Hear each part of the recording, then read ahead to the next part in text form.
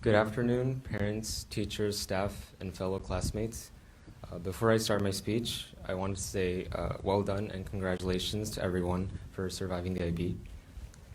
So, as most of you probably know, I have a strong passion for solving the Rubik's Cube. And today I would like to share my story of how this Rubik's Cube basically sums up my life at NIS as an IB student.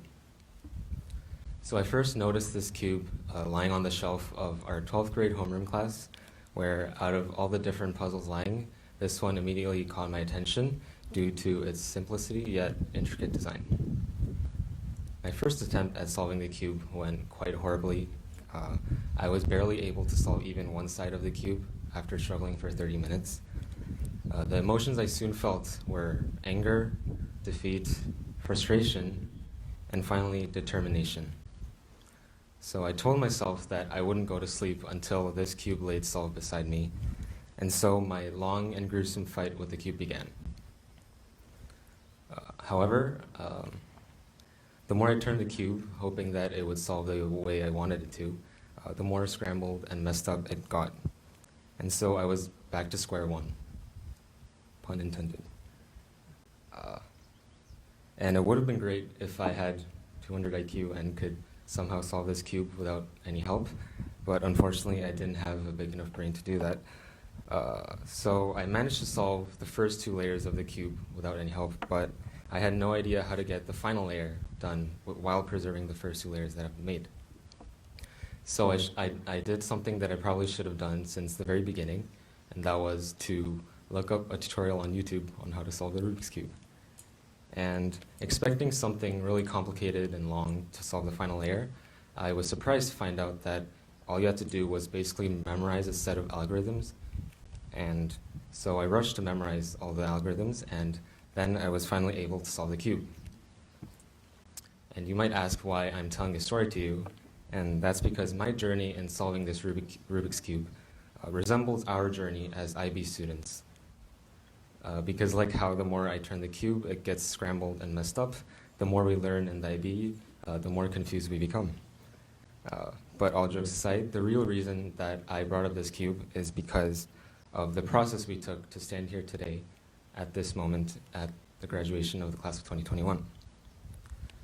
So think back to the start of 11th grade when all of us were new to the IB, didn't know what was going on, and what grades we got on our first tests. And then think of how COVID-19 hit us, making us go online learning and basically making me cube all day instead of listening to class.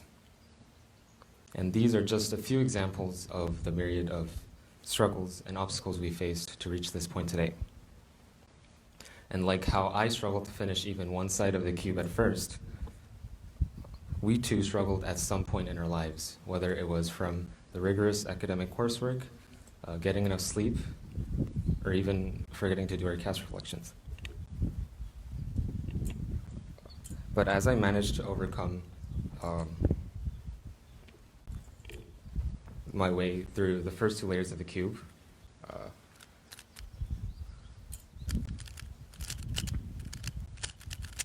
like that, we too were able to overcome any obstacles we faced. But it definitely wasn't easy, and we didn't do it alone. I remember in math class one day when I struggled to do an integration problem, and I was stuck on this one question for 30 minutes. And so I asked my peer next to me, and together we got another step further, although not to the correct answer. So as our final gambit, we asked our math teacher for help, and sure enough, the problem was soon solved.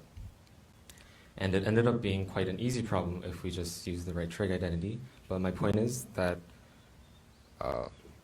although it would be great if we could all just stare at a problem and magically think of the solution, life is unfortunately not that simple, and sometimes we just have to ask each other for help. And like how I had to look up a tutorial to finish the last layer of the cube, we too can rely on each other in times of hardships and struggles, and eventually your cube would be solved. And although we may be in a stage where we feel like our biggest obstacle has just been overcome, just remember that we have college awaiting us, like how my 5x5 cube is awaiting me. But one thing will remain the same wherever we go, and that's that we are not alone. We will always be the class of 2021, and together we will overcome any obstacles that await us. Thank you very much for listening.